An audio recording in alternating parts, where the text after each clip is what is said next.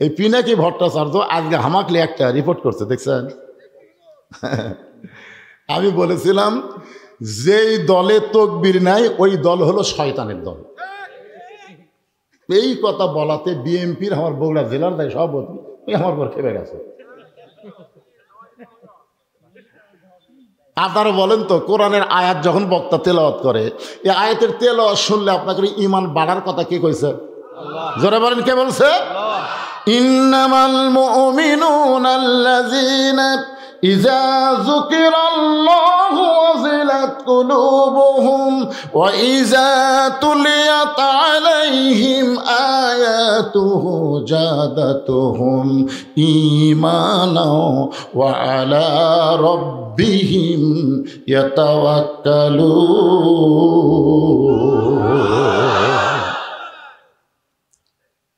এই জন্য আল্লাহ 1 নম্বর ঈমান।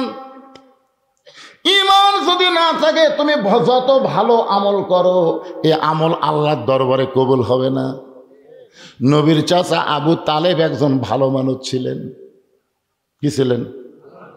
আল্লাহ নবী বলেছেন, সাহাবীরা, আমি যখন মায়ের পেটে ছিলাম তখন আমি এতিম হয়ে গেছি, কিন্তু দুনিয়াতে আসার পরে আমি এতিম ছিলাম না।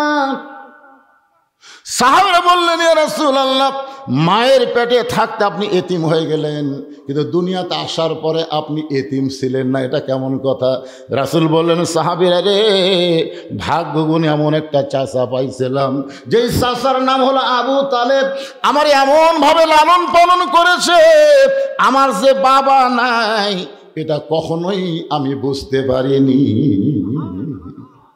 শিশুকালে মইরা গেছে মা, গর্ভে থাকতে মরছে পিতা, নবী চোখে দেখলেন না। কে করিবে লালন পালন, কে দিবে সান্ত্বনা, এই দুনিয়ার এতিম নবী ছিলেন একজনা। যিনি নবীকে বাবার দরদ দিয়ে লালন পালন করলেন, ওই মানুষটাও জাহান্নামে যাবে। কারণ কি? ঈমান নাই। জোরে কোন কি নাই? এই জন্য 1 নম্বর হলো ঈমান। সাহাবীরা জিজ্ঞেস করলেন, ইয়া রাসূলুল্লাহ, মা হুয়াল ঈমান? ঈমানটা কি? এত গুরুত্বপূর্ণ বিষয় যেটা আল্লাহ 1 নম্বরে রাখছে। রাসূল বললেন, ইকরার বিল লিসান, তাসদিক বিল জানান, আমল বিল আরকান। এরই নাম হলো ঈমান। জবানে বলতে হবে লা ইলাহা ইল্লাল্লাহ, শুধু জবানে বললে হবে না, কলিজার মধ্যে ঈমানের জায়গা দেওয়া লাগবে। জবানে তো 71 সালে অনেক হিন্দুরাও কলমা পড়ছে, কেবা মুরব্বীরা। আমার এলাকার এক হিন্দু আমাকে একদিন বলতেছে, দাদা, মুসলমানের কলমার দাম আছে। তা আমি বললাম, আপনি হিন্দু হয়ে কলমার দাম কেমনে বুঝলেন? যুদ্ধের সময় বুঝেছি ভাই। এই কলমা হকের মুকুট জারি থাকার কারণে আর্মির গুলির থেকে আমরা বেঁচে গেছি। আমি বললাম, দাদা, খালি মুখে কলেমা জারি রাখার কারণে আর্মির গুলি থেকে যদি বাইসা যান, এই কলেমা কলিজার মধ্যে জায়গা দেন, আল্লাহ জাহান্নামের আগুন থেকে আপনাকে বাঁচিয়ে দিবে। আজ থেকে 15-20 দিন আগে আমার এলাকার যত হিন্দু, বুঝলেন, সমস্ত হিন্দু আমার মাদ্রাসা থাকছে। আমি তো ওয়াজ করে শুইছি, 11 সময় সেতুল পাহাড় বউ বলতেছে সব হিন্দু আছে। আমি চিন্তা করলাম, হিন্দুর বিরুদ্ধে কোনো ওয়াজ করছি নাকি? আমি খুব চিন্তা ভাবনা করে নিচে এসে বললাম, দাদারা খবর কি? বলে, হুজুর, আমরা আপনার দল কর্ম। আমি কইলাম, আপনারা হিন্দু, আমি কোরআনের দল করি। হুজুর, কোরআনের দল করা ছাড়া কোনো উপায় নাই। আরে বাংলাদেশের হিন্দুরা দাড়ি পাল্লা ভোট দিবি, জোরে করে কথা বলে। বুঝতে পারতেছেন না সামনের বাতাস? এমনি ওরা পাগলা হচ্ছে, কখন কি কয়। আজারি না মাজারি? আজারি কে তুই জিনিস না? হ্যাঁ, এই ফকুন্নির বাচ্চা, আজারি কে তুই চিনিস না? তোরা সমস্ত নেতা যত কর্মী সব নিয়ে একদিকে যা, আর আজারি একদিকে যাবে। তোর কর্মীগুলা লুকা লুকা আজারির কাছে যাবে। জোরে কোন কথা ঠিক কি না? আর নাম কর সময় ব্যঙ্গ করিস আজারি না মাজারি। পিটন খাচ্ছে দিয়েছে।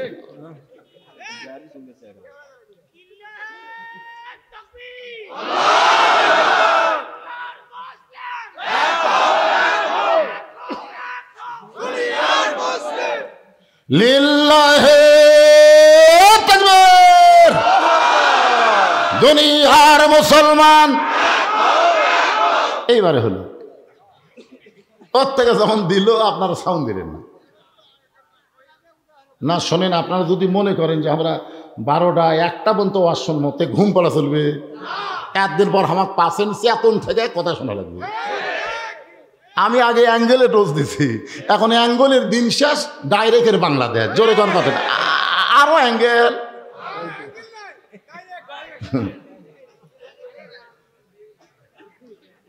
তাহলে একটু মনোযোগ দিয়ে শোনা লাগবে। এখানে 1 নম্বর ঈমান, ঈমানকে ব্যাখ্যা করা হচ্ছে ইকরার বিল লিসান, জবানে বলতে হবে লা ইলাহা ইল্লাল্লাহ।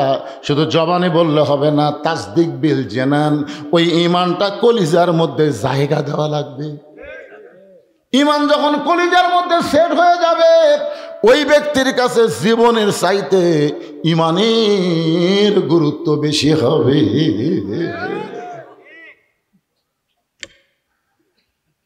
উকিল এসে বলতেছে, স্যার স্যার আপনি একটা দলের আমির, আপনি যদি রাষ্ট্রপতির কাছে একটা দরখাস্ত লেখেন, আপনার ফাঁসির দণ্ড মওকুফ হতে পারে। ফাঁসির দণ্ড মওকুফ হতে পারে। তো আসামি মুচকি মুচকি হাসতেছে। উকিল বলে, স্যার হাসেন কেন? বলে, হাসার কারণ হলো আমি আমার জীবনে 3টা রাষ্ট্রপতি ক্ষমতার থাকা অবস্থায় মরা দেখছি। একটা হলো বঙ্গবন্ধু শেখ মুজিবুর রহমান, একটা হলো জিয়াউর রহমান, একটা হলো জিল্লুর রহমান। এই 3টাই কিন্তু রহমান। এই 3 জন রাষ্ট্রপতি ক্ষমতার থাকা অবস্থায় মারা গেছে। আল্লাহর বান্দা বলতেছে, নাম হলো মতিউর রহমান নিজামী হুজুর, বলতেছে যারা ক্ষমতার থাকতে নিজেরাই মারা যায়, কোন মুসলমান বাঁচার জন্যে তাদের কাছে দরখাস্ত লিখবে না। এই শিক্ষা পাইছি আমরা জাতির পিতার কাছে। জোরে কোন কথা ঠিক কি না? উকিল বলতেছে, তাহলে আপনার ফাঁসি হবে। মুচকি মুচকি হাসি আর বলে, তুমি বলতেছো ফাঁসি, কিন্তু আমার আল্লাহ বলতেছে আমার মৃত্যুই হবে না। ওয়ালা তাকুলু লিমান ইউকতালু ফি সাবিলিল্লাহি আমওয়াতুন বাল আহইয়াউ ওয়ালাকিন লা তাশউরুন।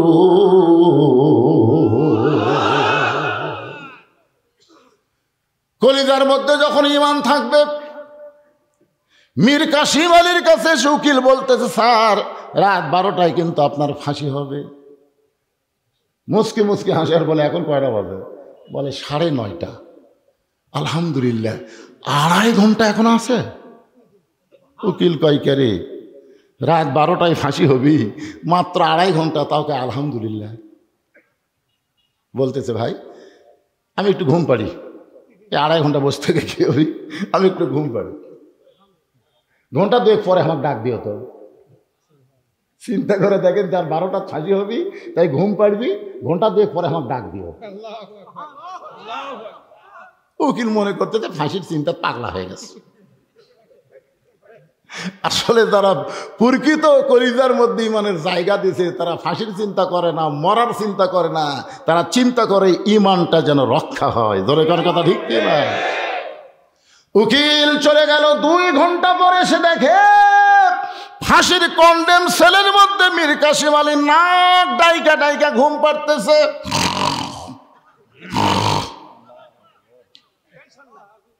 উকিল কয়, কে রে, মানুষ করে? আর 8 ঘন্টা পর তার ফাঁসি হবি, আর এ হারে ঘুম পাড়তেছে। পায়ের লোক নাড়াইছে, সঙ্গে সঙ্গে চেতন পেয়ে বলে, ভাই ফাঁসির সময় কি হয়েছে?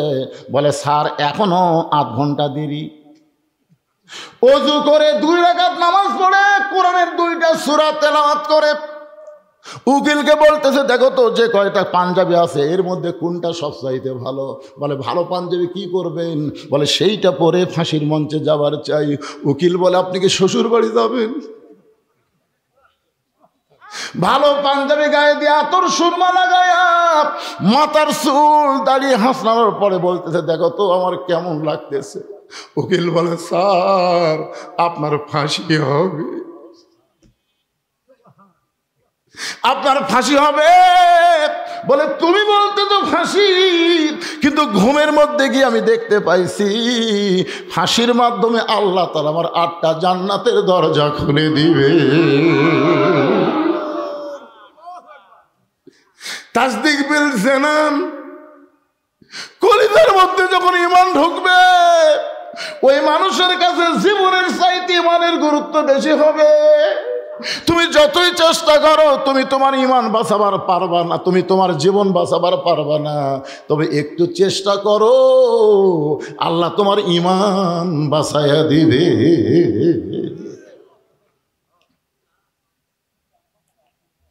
তাসদিক বিল জানানের পরে বলা হচ্ছে আমল বিল আরকান, ঈমান অনুযায়ী আমল করা লাগবে। সূরা আসরের 2 নম্বর বিষয় হলো আমিলুস সালিহা, নেক আমল করা লাগবে। আপনাদের কাছে আমার প্রশ্ন হলো, ঈমানকে রক্ষা করতে গেলে পৃথিবীতে যত আমল মুসলমানের আছে তার মধ্যে 1 নম্বর আমলের নাম কি? ঈমানকে রক্ষা করবার গেলে যত আমল আছে তার মধ্যে 1 নম্বরের নাম কি? কোনো হাদিসে নাই যে রোজা না করলে বেঈমান হবে, হজ না করলে বেঈমান হবে, যাকাত না দিলে বেঈমান হবে, এটা কোনো হাদিসে নাই। কিন্তু বহু হাদিসে বলা হয়েছে লা সালাতা লা ঈমানা, যার নামাজ নাই তার ঈমান নেই। লা সালাতা লা দীনা, যার নামাজ নাই তার কোনো ধর্মই নেই। বাইনাল আবদি ওয়াল কুফরি তারকুস সালাত, বান্দার কাফেরের মধ্যে পৃথক করার জিনিসটার নামই হলো নামাজ। মান তারাকা সালাত মুতাম্মিদান ফাকাত কাফারা, ইচ্ছা করে একটা ওয়াক্ত নামাজ বাদ দিল, আল্লাহর সঙ্গে কুফরি করলো। আপনারা বলেন তো, বাংলাদেশে আমি 42 বছর ধরে ওয়াজ করতেছি, এই নামাজের ওয়াজ, আরো কত আলেম এই নামাজের ওয়াজ করলো, কিন্তু এখন পর্যন্ত মানুষ তো নামাজ ধরলো না। নবুয়তের 10ম বৎসরে নবীকে আল্লাহ 5 ওয়াক্ত নামাজ দিল। এরপরও নবী মক্কা ছিল 3 বছর। মক্কা 3 বছরে নবী বললেন, আল্লাহ আপনি যেখানেই নামাজের কথা বলেছেন, কোরআনের শুরুতেই আল্লাহ বলেছে আল্লাযীনা ইউমিনুনা বিল গায়বি ওয়া ইউকিমুনাস সালাত। এই শুরু হলো এখান থেকে। আরো 81 বার আল্লাহ কোরআনে বলেছে নামাজ কায়েম করো। তা আমি তো নামাজ পাইলাম নবুয়তের 10ম বৎসরে, এখন 13 বছর চলতেছে। এই 3 বছরে গোপনে গোপনে আমরা নামাজ পড়লাম, কিন্তু নামাজ তো কায়েম করা যাচ্ছে না। আল্লাহ বলতেছে, হাবিব মক্কাতে নামাজ কায়েম করা কঠিন, কারণ মক্কার ইমাম হলেন আপনি আর নেতা হলো আবু জেহেল। যেটি ভালো মানুষ ইমাম হবে, খারাপ মানুষ নেতা হবে, সেখানে নামাজ কায়েম হবে না। আজকে আমাদের বাংলাদেশের মসজিদের ইমামগুলো সব ভালো, কিন্তু সমাজের নেতাগুলো সব শালা খারাপ। কথা বলেন ঠিক কি না?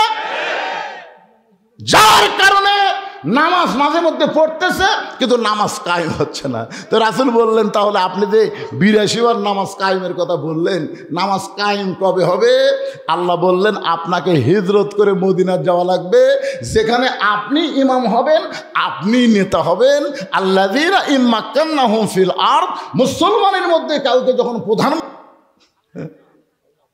যে শালারা বলতেছে ইসলামের রাজনীতি নাই, হায় হায় রে,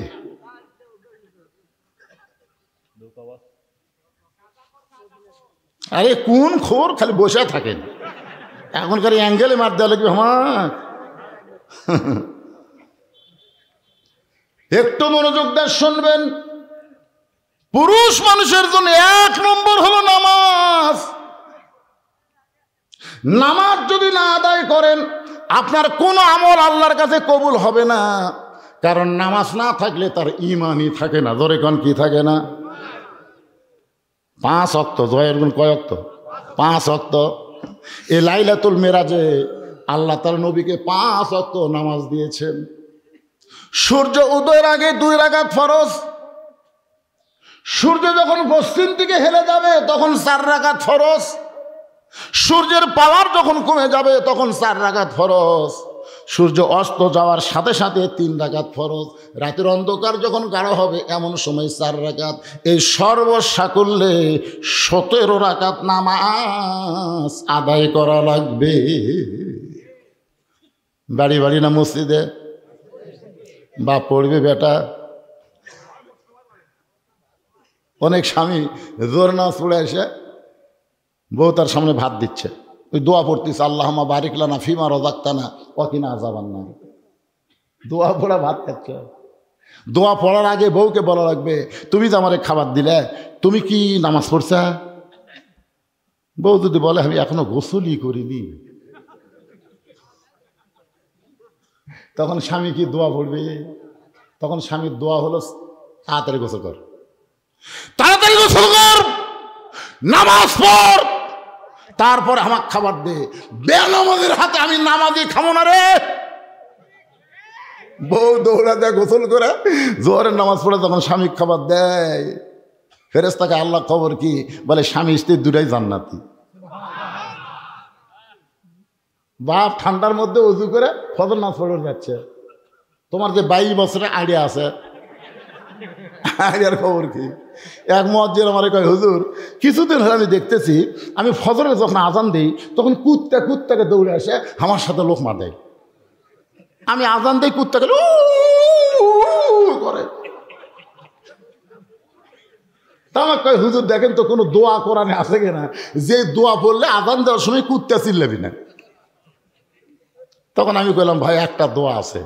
বলে সেটা কি দোয়া?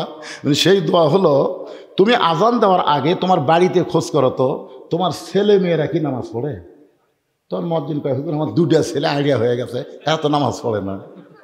আল্লাহ কোরআনে বলেছেন, কু আনফুসাকুম ওয়া আলাইকুম নার, জাহান্নামের আগুন থেকে বাঁচবার গেলে একলা বাঁচলে হবে না, আহাল পরিবার নিয়ে বাঁচা লাগবে। তুমি মুয়াজ্জিন আজান দাও আর তোমার ছেলেই নামাজ পড়ে না, এটা কুত্তের সহ্য হচ্ছে না, এই জন্য কুত্তা লোকমা দিছে। ঠিক হুজুর? পুরুষ মানুষের জন্য 1 নম্বর হলো নামাজ। আমার মা বোনেরা যারা পর্দা আছেন তাদের জন্য 1 নম্বর কিন্তু নামাজ না। ওয়া আমিলুস সলিহাত থেকে আমি কথা বলছি, সূরা আসরের 2 নম্বর বিষয়। মেয়ে মানুষের জন্য 1 নম্বর হলো পর্দা। জোরে বলেন, মেয়েদের 1 নম্বর নাম কি? আরো জোরে, জোরসে বলুন। ওয়াজ দিয়ে হবে। আমি যতই ওয়াজ করি, আমার ওয়াজ দিয়ে আপনার বউ পর্দা করবে না। আল্লাহ কোরআনে পর্দার আইন করেছেন, অকরনা ফি বুয়ুতিকুন্না ওয়ালা তাবাররাজনা তাবাররুজাল জাহিলিয়াতিল উলা। ঘরের মধ্যে পাতিলে শুটকি মাছ রাখছে। ঘরের মধ্যে পাতিলে কি মাছ? আচ্ছা আপনার বলেন তো, বিড়ালক দাওয়াত দেওয়া লাগবে? বিড়াল বিনা দাওয়াতে শুটকির গন্ধে ঘরের কাছে আসে থেকে দরজা খোলা। বিড়াল তো বুঝতেছেন, দরজা খোলা পায় খাটের তলে দেখে পাতিলের মধ্যে শুটকি, ঢাকনা নেই। আপনারা বলেন তো, বিড়াল কি বিসমিল্লাহ করার টাইম পাবে? বিসমিল্লাহ ছাড়াই তখন বিড়াল খাওয়া শুরু করছে। শুটকির মালিক খসর খসর শব্দ পাই, কে রে, কে খাই রে? আয়সা দেখে বিড়াল, আয় আয় আয় আয়, আমার 200 টাকা কেজি শুটকি বিড়াল খায়। খপ করে বিড়াল ধরছে, এই বিড়াল, পুনরায় যদি শুটকি খাস তো 20টা বেত মারবো। বিড়ালকে 20টা বেতের আইন দিয়ে বিড়ালকে সাইরা দিছে, কিন্তু ঘরের দরজা জানলা আগের মতোই খোলা রাখছে। আপনি যতই ধর্ষণের আইন করেন, আপনি যতই অ্যাসিড মারার আইন করেন, কোনো আইন দিয়ে নারী নিরাপত্তা দেওয়া যাবে না। শুটকির হাত থেকে যদি, বিড়ালের হাত থেকে যদি শুটকি বাঁচাবার চান, তাহলে ঘরের দরজা বন্ধ করা লাগবে, পাতিলের উপর ঢাকনা দেওয়া লাগবে। বিড়ালের বাপেরও ক্ষমতা নাই যে শুটকির কাছে আসতে পারে। আমার মা বোনদের জন্য বলতেছি, মা, মেয়েদের 1 নম্বর আমল হলো পর্দা। এই পর্দাটা কেমন আমল একটু বোঝানোর জন্য আপনাদের বলতেছি। গভীর রাত্রে নবীর মেয়ে ফাতেমা হযরত আলীর বুকের মধ্যে মাথা রেখে কাঁদতেছে। আলী বলতেছে, ফাতেমা, এই গভীর রাত্রে আমার বুকে মাথা রেখে তোমার কান্দার কারণ কি? ফাতেমা বলে, স্বামী গো, আল্লাহ তাআলা আমার দোয়া কবুল করছে। আলী মুসকে মুসকে হাসে, কে রে পাগলি, আল্লাহ দোয়া কবুল করছে। দোয়া কবুল হচ্ছে আনন্দের কারণ। আমাদের দোয়া আল্লাহ কবুল করছে, আমরা বহু দোয়া করছি যে আল্লাহ রব্বানা আতিনা ফিদ দুনিয়া হাসিনা, এর জ্বালা তার বাঁচি না। আল্লাহ কোরআনের পাখি বিনা অপরাধে 13 বছর জেলখানা ছিল, আল্লাহ তারপর হাসপাতাল নিয়ে হত্যা করল। এত ভালো মানুষগুলো মারতেছে আল্লাহ আল্লাহ আল্লাহ আল্লাহ। এই যে আমাদের চোখের পানি, আল্লাহ কয় রে 5 তলা তুটে 1.5 লাখ টাকার খাট, 12,000 টাকার কম্বল ওড়ে তামানে দিয়া রাত 9টার সময় বলতেছে আমার বাড়ি আমার ঘর আমাক নামাইকে, এদেশ আমার বাপের, এদেশ আমার, 41 সালের আগে আমাক নামাইকে। রাত 3টার সময় একটা ভূমিকম্প, খালি বিল্ডিং এর লড়ে উঠছে, ওই এত ফোর্সে নামছে, কম্বলের মধ্যে লঙ্গি খুলে আছে, ওটাও পরার টাইম পায়নি। ফেরেশতাকে আল্লাহ নামাইলা নামাইলা, এভাবে ন্যাংটা করে নামাইলা। আপনার বলেন তো গোটা পৃথিবীর মধ্যে হাসিনা যেভাবে নামিছে এভাবে কেউ নামছে? এই নামার নাম হলো ন্যাংটা হয়ে নামা। ধরে কোন কি হয়ে নামা? হাসিনা তখন আর বুনকলে পলাচ্ছে, সেটা একটা ভিডিও কিন্তু আছে, দেখছেন আপনারা? হাসিনা এরকম যাচ্ছে সামনে আর রেহানা যাচ্ছে পিছনে পিছনে, হাসিনা খালি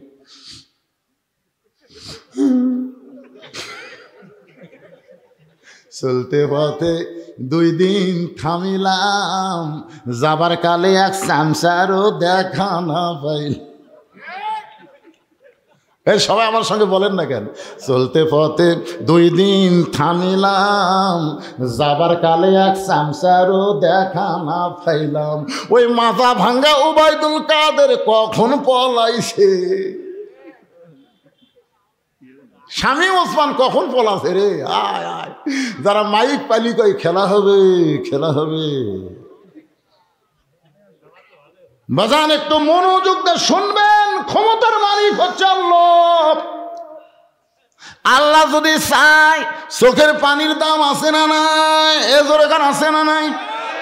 আলী বলতেছেন ফাতেমা আল্লাহ তোমার কি দোয়া কবুল করেছে যে দোয়া কবুলের কারণে তুমি কাঁদতেছ?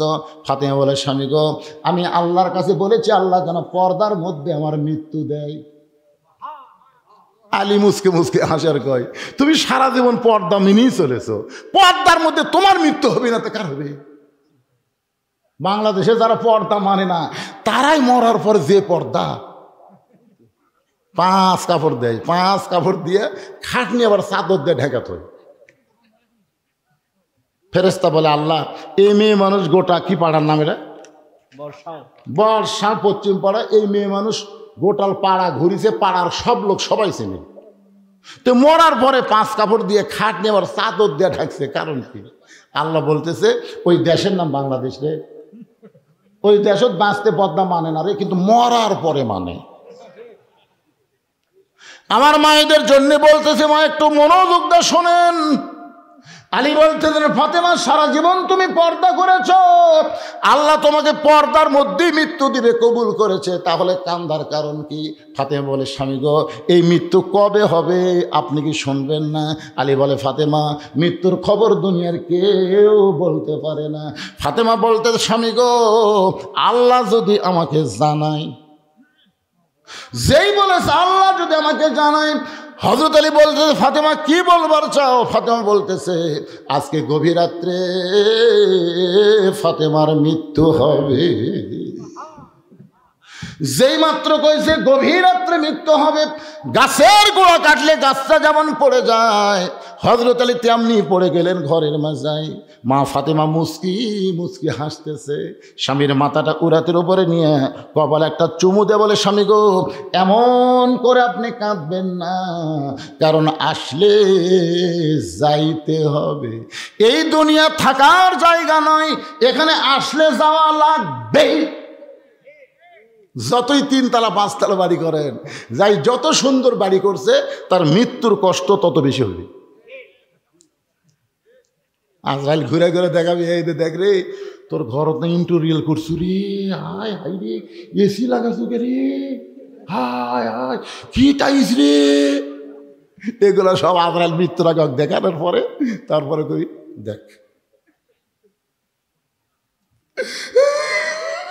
কান্দিস কে, কান্দিস কে?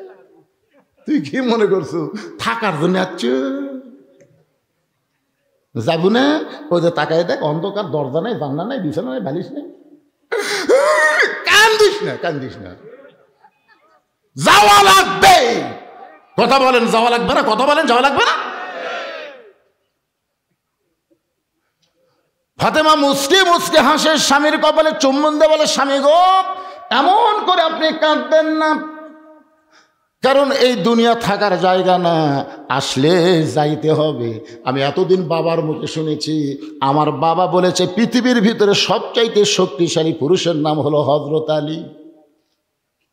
ফাতেমা বলতেছে, আমার বাবা বলেছেন পৃথিবীর মধ্যে সবচাইতে জ্ঞানী হচ্ছেন হযরত আলী। পৃথিবীর মধ্যে আপনি সবচাইতে জ্ঞানী, সবচাইতে শক্তিশালী হওয়ার পরে বইয়ের কথা শুনে এভাবে পড়ে গেলেন কেন? আপনাদের কাছে আমি জানতে চাচ্ছি, পৃথিবীর মধ্যে সবচাইতে জ্ঞানী ব্যক্তির নাম কি? এক বাক্যে সবাই বলেন, নাম কি? আর পৃথিবীর মধ্যে সবচাইতে শক্তিশালী ব্যক্তির নাম কি? আহা, আসাদুল্লাহিল গালিব। আনা মাদিনাতুল ইলমি ওয়া আলিউ বাবুহা। আমি নবী হচ্ছে ইলমের শহর, আলী হচ্ছে তার দরওয়াজা। আপনি এত বড় জ্ঞানী, এত বড় বীর হয়ে বইয়ের কথা শুনে এমন ভাবে পড়ে গেলেন। ওগো স্বামী, আমি মরে যাওয়ার পর আমার 3টা চাওয়া কিন্তু আপনাকে পুরা করা লাগবে, আমার 3টা চাওয়া পুরা করা লাগবে। আলী কান্দের বলে, ফাতেমা, দুনিয়াতে গরিব ছিলাম বলে তুমি কিছুই চাইলা না, এই দুনিয়াতে গরিব ছিলাম বলে তুমি কিছুই চাইলা না। একদিন গভীর রাত্রে হযরত আলী ঘুম থেকে চেতন পায়ে দেখে ফাতেমা নাই। গভীর রাত্রে ঘুমোতে চেতন পায়ে দেখে হাসান হোসেন ঘুম পাড়তেছে, কিন্তু ফাতেমা নাই। হয়তো আলীর মনে সন্দেহ হলো, কে রে, আমি ঘুম পাড়তেছি, আমার 2 ছেলে ঘুম পাড়তেছে, ফাতেমা কোথায় গেল? দরজাতে সে তাকায় দেখে মরুভূমির মধ্যে কালো চাদর গাঁত দিয়ে গভীর রাত্রে খুব জোরে জোরে হাঁটতেছে। আলীর সন্দেহ হয়ে গেল যে হামা ঘুমের মধ্যে থুয়ে, আমার বাচ্চা 2টা ঘুমের মধ্যে থুয়ে ফাতেমা কোথায় যাবে? নিরাপদ দূরত্ব বজায় রেখে পিছনে পিছনে রওনা দিলেন। ফাতেমা চলতে চলতে আল্লাহর নবীর বাড়ির দরজার জানলার পাশে দাঁড়িয়ে গেলেন।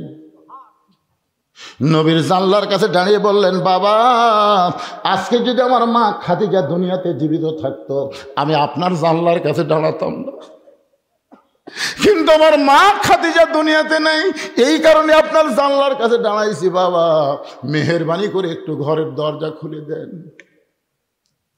আল্লাহর নবী যখন ঘরের দরজা খুলে দেয়, ফাতেমা ঘরের মধ্যে ঢোকার সঙ্গে সঙ্গে হযরত আলী এক দৌড়ে জানলার কাছে এসে কান লাগায়। বাপ মেয়ের মধ্যে কি গল্প হয় শোনার জন্যে। রাসূল বলে, ফাতেমা, তুই একা একা কেন ঘরে ঢুকলি মা? আমার আলীকেও ঘরের মধ্যে নিয়ে আয়। হযরত আলী জানলাতে, কে রে, আমি জানলার কাছে, এই কথা নবীরে কে বলল? আসলে আল্লাহ নবীকে আলী জানলার কাছে বলে নাই। মেয়ে যখন বাপের কাছে যাবে, এটা যদি বিবাহিতা হয়, তাহলে অবশ্যই বাবা বলবে, আমার জামাই কোথায়? জামাইকেও ঘরের মধ্যে নিয়ে আয়। ফাতেমা বলতেছে, বাবা, আপনার জামাই আলী ঘুম পাড়তেছে, আপনার নাতি হাসান হোসেন ঘুম পাড়তেছে, এই সুযোগে আপনি আপনার কাছে মেহেরবানি করে একটু বাতি জ্বলান বাবা, মেহেরবানি করে একটু বাতি জ্বলান। আল্লাহ নবী বলে, ফাতেমা, কি বলবি, তাড়াতাড়ি বল, বাতি জ্বলান লাগবে না। ফাতেমা বলতেছে, বাবা, এর আগে বহুদিন বলেছি, কাম হয় নাই, আজকে একটু আপনাকে দেখাবার চাই। নবী সেই মাত্র ঘরে বাতি জ্বলাইছে, সঙ্গে সঙ্গে ফাতেমা মাটির দিকে তাকাইয়া, নিজে মাটির দিকে তাকায় 2টা হাত বাবার দিকে মেলে ধরেছে। রাসূল বাতির আলোতে দেখে হাতের 2টা তালু যেন গোস্তের টুকরা হয়ে গেছে। নবী কান্দার বলে, ফাতেমা, তোর হাতের তালুতে চামড়া নাই কেন মা? ফাতেমা বলতেছে, বাবা, জাঁতা ঘুরাইতে ঘুরাইতে আমার হাতটা ফসকা পড়ে গেছে, এরপরেও যখন জাঁতা ঘুরাই, কারণ জাঁতা ঘুরান ছাড়া আমার বাড়িতে খাওয়ার কিছুই নেই। আজকে আমার হাত দুইটা এমন হয়ে গেছে বাবা, আমার হাসান হোসেন ঘুম থেকে চেতন পাইলে খাবার চাবে, আমার স্বামী আলী ঘুম থেকে চেতন পাইলে খাবার চাবে, কিন্তু বাবা বাড়িতে কোনো খাবার নাই। আপনি মেহেরবানি করে একটু খাবার ব্যবস্থা করেন বাবা, কারণ আমার হাতের চেহারা আমার স্বামী যদি দেখে কষ্ট পাবে, আমার হাসান হোসেন দেখলে খাওয়া বন্ধ করে দিবে। সঙ্গে সঙ্গে নবী আমার ঘরের কোনায় গিয়ে বলে, আল্লাহ, দুনিয়ার কত ধনী ধনী যুবক আমার ফাতেমাকে বিয়ে করবার চাইছিল, তুমি আল্লাহ এমন গরিব আলীর সঙ্গে রাজি হইলা। এখন আমার মেয়ের কষ্ট আমি দেখতে আর পাচ্ছি না আল্লাহ, এমন কষ্ট আমি কেমনে সহ্য করব। সঙ্গে সঙ্গে ফাতেমা মাথায় ঘোমটা দেয়। রাসূল বলে, ফাতেমা মাথায় ঘোমটা দিলি কেন? ফাতেমা বলতেছে, বাবা আমার সাহায্যের কোনো দরকার নাই। এই বলে ফাতেমা যখন যাবার চায়, রাসূল বলে, ফাতেমা রে তুই কেন এভাবে চলে যাস? ফাতেমা বলতেছে, বাবা আপনি একদিন বলেছিলেন আল্লাহর পরে কাউকে যদি সেজদা দেওয়ার হুকুম থাকতো তাহলে প্রত্যেকটা বউকে বলতেন স্বামীর পায়ে সেজদা করো। এই কথার দ্বারা আপনি বুঝাই দিলেন আল্লাহর পরে মেয়ে মানুষের কাছে সবচাইতে দামি ওই ব্যক্তি হলো তার মহান স্বামী। আমার স্বামীর বিরুদ্ধে আপনি আল্লাহর কাছে বলবেন, আমার কোনো সাহায্য লাগবে না বাবা। এই বলে ফাতেমা যখন চলে যায়, রাসূল কান্দের বলে, আল্লাহ ওই ফাতেমা কে গো আল্লাহ, আমি তো চিনতে পারলাম না। আল্লাহ বলে, নবী গো আপনার ফাতেমা শুধু ফাতেমা নয়, আপনার ফাতেমা হলো সাইয়্যিদাতুন নিসাই আহলিল জান্নাহ ফাতেমাতুজ যোহরা। আলী কান্দার বলে, ফাতেমা দুনিয়ার জীবনে গরিব ছিলাম বলে তুমি কিছুই চাইলা না, আজকে মৃত্যুবরণ করার রাতে তুমি আমার কাছে কি চাইবা ফাতেমা? ফাতেমা বলে, স্বামী গো আমার এক নম্বর চাওয়া হলো রাতের অন্ধকারই আমাকে কবর দিবেন, দুনিয়ার কোনো মানুষ যেন আমার কবরের খবর না জানে, কারণ আল্লাহর পর্দা করতে করতে আমার এমন অবস্থা হয়ে গেছে, আমার কবরটাকে আমি পর্দা করতে চাই। আমার দুই নম্বর চাওয়া হলো আমার কোনো জানাজার ব্যবস্থা করবেন না, আমার কোনো জানাজার ব্যবস্থা করবেন না, কারণ আমি যতটুকু আমল করে বুঝতে পেরেছি দুনিয়ার সব মানুষ যদি বলে ফাতেমা ভালো, আর আপনি যদি বলেন আমার ফাতেমা ভালো না, এই দুনিয়ার সব মানুষের ভালো বলাতে ফাতেমার কোনো লাভ হবে না। আর দুনিয়ার সব মানুষ যদি বলে ফাতেমা খারাপ, আর আপনি যদি বলেন আমার বউ ফাতেমা ভালো, এক স্বামীর সার্টিফিকেটে ফাতেমার জন্য 8টা জান্নাতের দরজা আল্লাহ খুলে দিল। তাহলে আমি একজন নারী, আমার জানাজার কোনো দরকার নাই, শুধু আপনি নিজে দোয়া করে ওই জান্নাতুল বাকির পূর্ব কোণায় সবুজ রঙের একটা বাতি জ্বলবে, ওই বাতি বরাবর ফাতেমাকে আপনি দাফন করবেন। আমার কবর খুঁড়তে যদি আপনার কষ্ট হয় তাহলে আপনার একান্ত বন্ধু কেউ যদি থাকে দুনিয়ায়, তার একটু বলে দেবেন সে যেন গোপনে ফাতেমার কবরটা খনন করে দেয়। হযরত আলী গভীর রাত্রে আবু যর গিফারের জানলার কাছে ছোট বাচ্চার মতন ফোঁপায় ফোঁপায় কাঁদতেছে। আবু যর গিফারি দরজা খুলে বলে, আলী ভাই জীবনে বহু যুদ্ধ তোমার সঙ্গে করলাম, কোনো যুদ্ধে তোমাকে পরাজিত হয়ে আমি কাঁদতে দেখি নাই, আজকে তোমার জীবনে এমন কি যুদ্ধ শুরু হলো? আলী তুমি কেন আমার জানলার কাছে কাঁদতেছো? আলী বলতেছে, আবু যর জান্নাতুল বাকির পূর্ব কোণায় সবুজ রঙের একটা বাতি জ্বলতেছে, ওই বাতি বরাবর একটা কবর কর, একটা পর্দা নিশি আজকে রাত্রে মৃত্যুবরণ করবে, তাকে রাতের বেলায় দাফন করা লাগবে। আবু যর গিফারি বলে, আলী ভাই সেই পর্দা নিশি কে গো, তার নাম কি তোমার মুখস্থ নাই? আলী বলতেছে, কেমনে বলবো কেমনে বলবো, 6 মাস আগে আল্লাহর নবী দুনিয়া থেকে বিদায় নেওয়ার পর আমার হাসান হোসেন পাগল হয়ে গেছে, যেখানেই সাহাবী পায় সেখানে জিজ্ঞাসা করে আমার নানাকে তোমরা কোথায় লুকায় রাখছো? মাত্র 6 মাস আগে আমার 2টা সন্তান নানা হারাইছে, আজকে গভীর রাত্রে ওদের মা ওদেরকে ফাঁকি দিয়ে বিদায় নিয়ে চলে যাবে। আবু যর গিফারি বলে, আলী রে তুমি তোমার হাসান হোসেনকে কেমনে সামাল দিবা? আলী বলতেছে, হাসান হোসেনের কথা পরে চিন্তা কর, আগে যা একটা কবর কর। আবু যর গিফারি কোদাল নিয়ে ওই জান্নাতুল বাকির পূর্ব কোণায় গিয়ে দেখে সবুজ রঙের একটা বাতি জ্বলতেছে, যেই বাতির কোনো তার নাই, বাতির কোনো সুইচ নাই। বিনা তারে বিনা সুইচ আমার আল্লাহ তাআলা অটোমেটিক জ্বলায়া দিছে। আবু যর গিফারি বাতির নিচে লক্ষ্য করে দেখে বাতির আলোকার গোলাকার হয়নি, বাতির আলো কবরের মতন চারকোনা। ওই আলোর মধ্যে কোদাল দিয়ে কবর খুঁড়তেছে, খুঁড়তে খুঁড়তে এক সময় বলে, কবর তুই কি জানিস রে কবর, এই গভীর রাত্রে কবর খুঁড়তেছি, তোর মধ্যে কাকে দাফন করা হবে? এ কবর খবরদার বেয়াদবি করবি না। আল্লাহ নবীর মেয়ে হওয়ার পরেও নবী তাকে মায়ের সম্মান দিয়েছে, সেই ফাতেমাকে আজকে রাত্রেবেলা দাফন করা হবে। কোদাল দিয়ে কবর খুঁড়তে খুঁড়তে এক সময় বলে, কবর রে খবরদার বেয়াদবি করিস না, তোর মধ্যে এমন একজন মাকে রাখা হবে যার দুইটা সন্তান জান্নাতি যুবকদের সর্দার হবে। এ কবর খবরদার বেয়াদবি করতে পারবি না। কোদাল দিয়ে কবর খুঁড়তে খুঁড়তে আবু যর গিফারি বলে, কবর তোর মধ্যে আজকে এমন একজন বিবিকে রাখা হবে যার স্বামী হলো আসাদুল্লাহিল গালিব, খবরদার কবর বেয়াদবি করিস না। এই বলে আবার যখন কোদাল মারতে চাই, এমন সময় কবরের ভিতর থেকে একটা আওয়াজ আসতেছে। এ আওয়াজ কিন্তু নবীর মেয়ে ফাতেমার জন্যে না, এ আওয়াজ হলো আমাদের সকলের জন্যে যারা আমরা কবরে যাব। জোরে কোন ঠিক কিনা? কবরের মধ্য থেকে আওয়াজ আসতেছে, কার মেয়ে কার মা কার বিবি এটা কবর দেখবে না। আমল যদি ভালো হয় কবর জান্নাতের বাগান হয়ে যাবে, আর আমল যদি খারাপ হয় কবর জাহান্নামের গর্ত হয়ে যাবে। এজন্য আমার সঙ্গে সকলে একটু গুনগুন করে পড়েন, কিন্তু যেদিন ডাক পড়িবে, সবাই বলেন, কিন্তু যেদিন ডাক পড়িবে কবর মাঝে যাইতে, জোগাড় কিছু করছো বন্ধু তার মাঝে বিছাইতে। আপনারা বলেন তো কবে ডাক পড়বে? কথা বলেন ভাই, কবে রে? তো যে মোশন নিয়ে চলতেছেন, যে মোশন নিয়ে আপনারা হাঁটতেছেন, আর এখনকার ছেলেদেরকে দেখে মনেই হচ্ছে না এরা কোন সময়ের মানুষ। ওয়াল আসর, আল্লাহ সময়ের শপথ করেছেন। ছোট্ট একটা বাচ্চা আমার কাছে নিয়ে এসে, হুজুর খালি কান্দে, দোয়া করেন হুজুর। আমি সূরা ফাতিহা 3 বার পড়ে ফু দিলাম, কারণ সূরা ফাতিহার একটা নাম হলো সূরাতুশ শিফা। কি কি দোয়া করলেন হুজুর? ফু দেওয়ার পরে আরো কান্না বেড়ে গেছে। আমি একটা পানি পড়া দিলাম আয়াতুল কুরসি পড়ে, যদি কোনো নজর টজর থাকে তো পানি পড়া দিলাম, বললাম 3 বার খাওয়াও। কয়েকদিন পর এসে হুজুর দোয়া বর্তমান সময়ে দোয়া দরুদের খাওয়া নেই।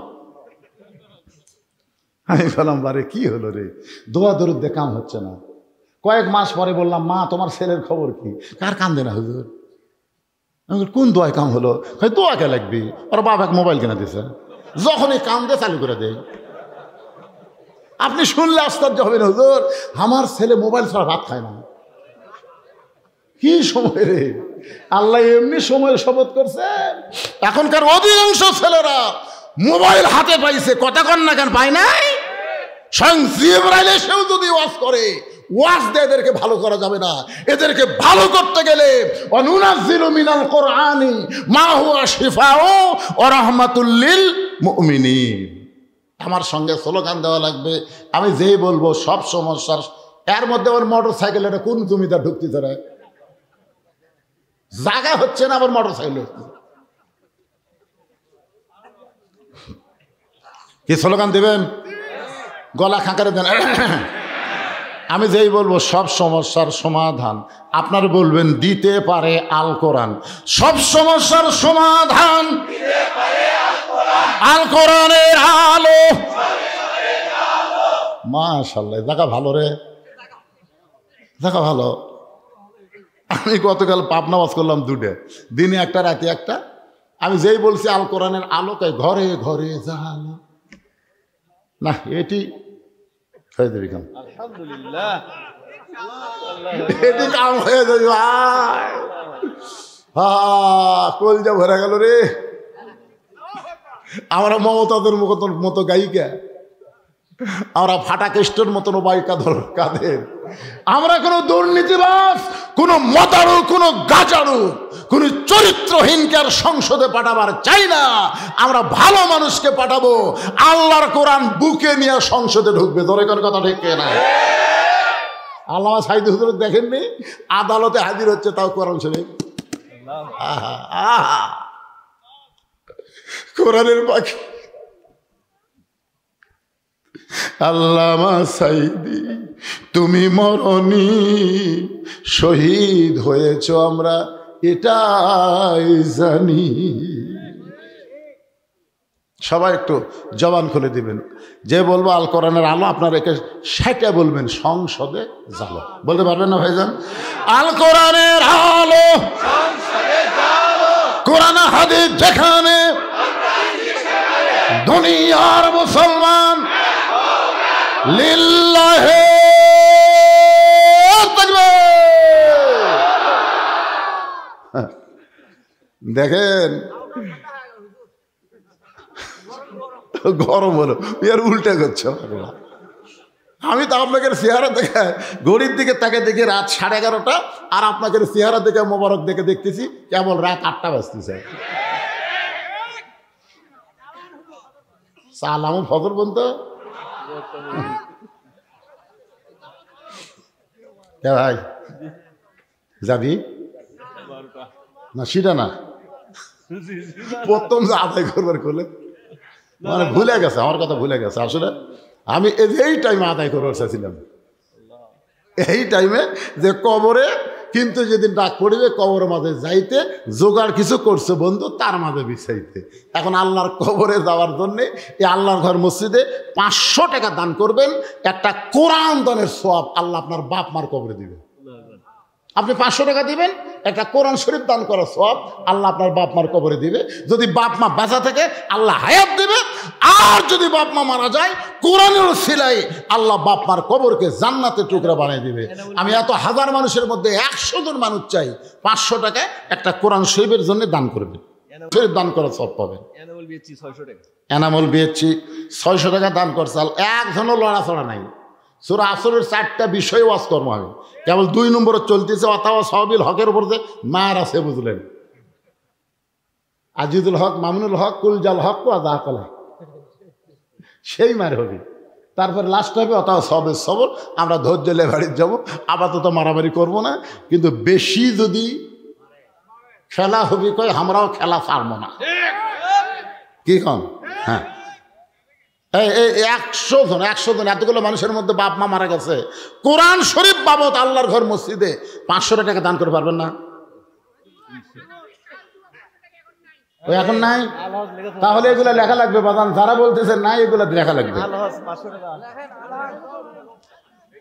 আল্লাহ তোমার একজন বান্দা কোরআন শরীফ বাবদ 500 দান করেছে, 100 একটা পাওয়া গেল। 600-এর মধ্যে 100 দান আর 500 হলো কোরআন। আল্লাহ আর একজন আল্লাহর বান্দা কোরআন শরীফ বাবদ 500 টাকা দান করছে, আল্লাহ দানকে কবুল করেন। মিসবাউল আল্লাহ 2টা কোরআন শরীফ বাবদ 1000 টাকা দান করেছে, আল্লাহ তার দানকে কবুল করেন। আল্লাহ নেক নিয়ত নেক আশা পড়া আল্লাহুম্মা আমিন। ভাইজান যার কাছে টাকা আছে তার কাছে দাবি আছে, টাকা পকেট থাকে, যদি কোরআন শরীফ না দেন, কোরআন শরীফ তো কিনবার দেওয়া লাগতেছে না, একটা কোরআন বাবদ 500 টাকা দেবেন। আল্লাহ তোমার আর একজন বান্দা কোরআন বাবদ 500 টাকা দান করেছে, আল্লাহ দানকে কবুল করেন। নাম হলো মফিদুল ইসলাম, 100 টাকা দান করেছে। আপনি যদি 500-র নিচে দেন সেটা হবে দান, আর 500 দিলে একটা কোরআন। আল্লাহ তোমার আর একজন বান্দা কোরআন শরীফ বাবদ 500 টাকা দান করেছে, আল্লাহ দানকে কবুল করেন।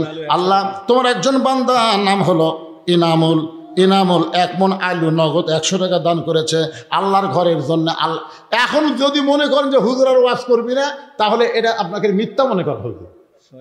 10 মিনিট আল্লাহর ঘরের জন্য যদি আদায় করি, সমস্যা হবে? আপনাকে উঠে দরজার দিকে কারা যাচ্ছে?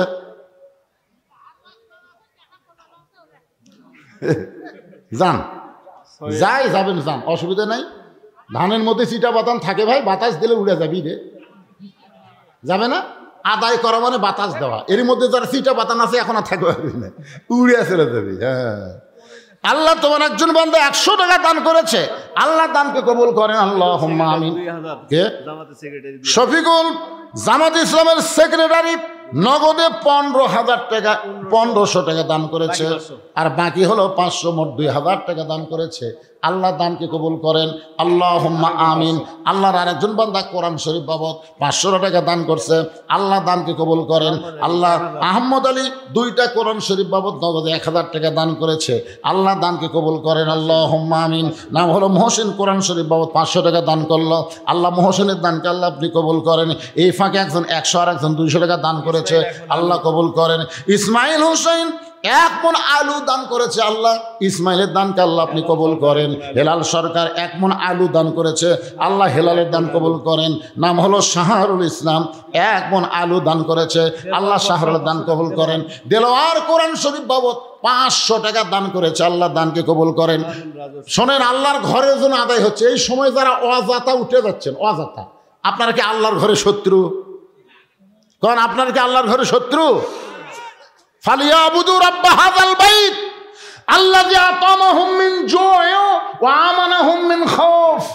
আল্লাহ বলেছেন এই ঘরের মালিকের গোলামি করো, আমি 2টা পুরস্কার নগদানগদি দিব। 1 নম্বর পুরস্কার হলো রেজেকের কোনো পেরেশানি থাকবে না। 2 নম্বর পুরস্কার হলো ভারত যতই হুমকি দেখ, মানুষের অন্তরে, মুসলমানের অন্তরে কারো ভয় থাকবে না। জোরে কার সুবহানাল্লাহ। তাহলে সেই ঘরের জন্যে 5টা মিনিট যদি আদায় করি, এই 2টা কেড়ে, এই মাঝখানে 2টা হাঁটতেছে, 2টা কেড়ে না না, কিসের আদায় করি?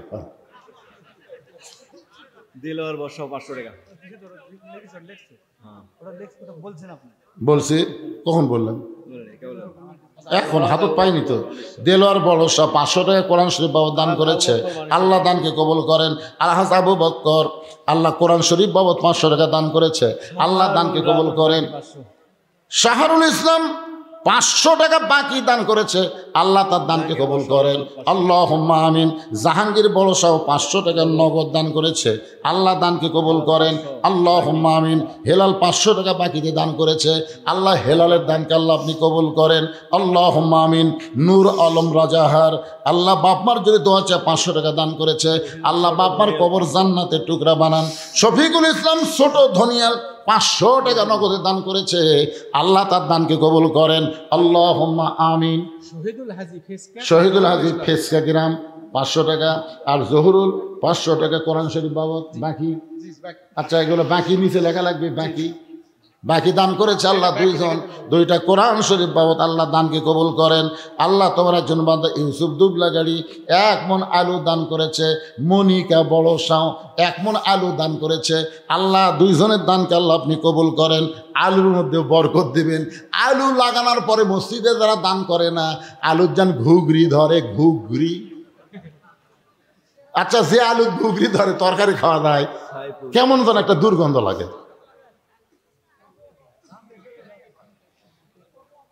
থাক, হয়ে গেছে না? জহুরুল ইসলাম 500 টাকা দান করছে, আল্লাহ কবুল করেন। সাইফুল ইসলাম 100 টাকা দান করছে, আল্লাহ আপনি কবুল করেন। আদায় শেষ, একটা চান্স দিলাম আর কি। মাশাআল্লাহ। এই মসজিদের সভাপতি কি? আপনাদের এই মসজিদ কমিটির সভাপতি? মসজিদ কমিটির সভাপতি আলহাজ সাইদ আলী দাদা নিচে বসে আছে। কে দাদা? আলহাজ সাইদ আলী দাদা কোথায়? দাদা কুটিরে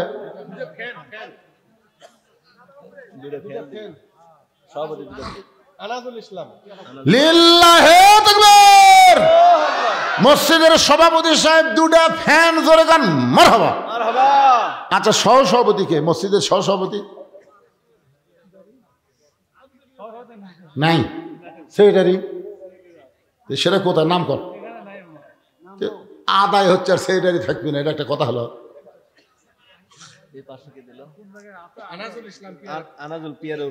পিয়ারাপুরি 500 টাকা আনাজুল ইসলাম দান করেছে, কোরআন শরীফ বাবদ, আল্লাহ দান কবুল করেন, আল্লাহুম্মা আমিন। নজরুল বড়সাও থেকে কোরআন বাবদ 500 টাকা দান করেছে, আল্লাহ দানকে কবুল করেন। সকলে বলে আল্লাহুম্মা আমিন। ভাইজান যারা দাঁড়াইছেন এখন বসেন, আবার আলোচনা শুরু হবে ইনশাআল্লাহ। এখলাসের আব্বা বাবার রুহের মাগফিরাতের জন্য 500 টাকা কোরআন শরীফ বাবদ দান করেছে, আল্লাহ বাবার কবরকে জান্নাতের টুকরা বানায় দেন। মাশাআল্লাহ। জালাল শেখ বড় শাহ 500 টাকা নগদ 5 মণ আলু দান করেছে আল্লাহর ঘরে, আল্লাহ দানকে কবুল করেন। আল্লাহুম্মা আমিন। নাম হলো আল্লাহর বান্দা শাহাদুল ইসলাম। 20 কেজি আলু দান করেছে, আল্লাহ কবুল করেন। আচ্ছা, আমি যখন ওয়াজ করতেছিলাম তখন কেউ দান করেনি? বিপদ তো পারে, আপনার ওয়াজ চলতে থাকবে, এদিকে ফাঁকে ফাঁকে দান করবেন। মজা গেছে, মজা আছে, এখন দানের কথাই ভুলে গেছে। সবাই একটু জিকির করার পরে আবার আলোচনা শুরু হবে। সূরা আসরের 2 নম্বর বিষয়ে চলতেছে এখনো। আতা সবেল হক, আতা সবে সবর আছে, গোপনে হচ্ছে।